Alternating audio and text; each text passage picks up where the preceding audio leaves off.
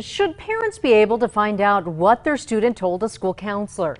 Do parents have the right to expect a teacher to be a good role model? These are just some proposed changes to Albuquerque Public Schools policies that are sparking controversy tonight.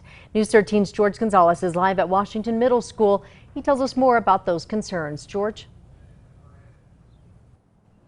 Yeah, Jessica, the proposed change to the Parents' Rights and Responsibility policy is to get more parents involved with students' life in the classroom, but at least one school board member says this could be more harmful than helpful. I have some concerns. I think 10 years ago, I probably would have looked at this policy and said, well, of course it makes sense. But right now, I think that this policy may be a point where we find some much sharper differences.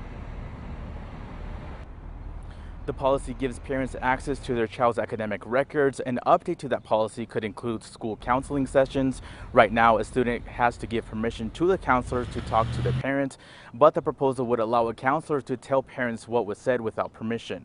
Now, the Transgender Resource Center of New Mexico posted on social media saying the policy poses risk for LGBTQ+ students, saying not all parents are accepting. Now, APS School Board member Barbara Peterson raises concerns about another new addition to that policy that says parents have the right to expect teachers to be good role models. She says that's subjective. What does it mean to be a role model, and what's the intention behind that? Teacher is in same-sex marriage. Is someone going to claim that that is no longer a good role model? And the school board says there's nothing set in stone about this policy. They do say that they are encouraging public input. Back to you. All right. Thank you, George.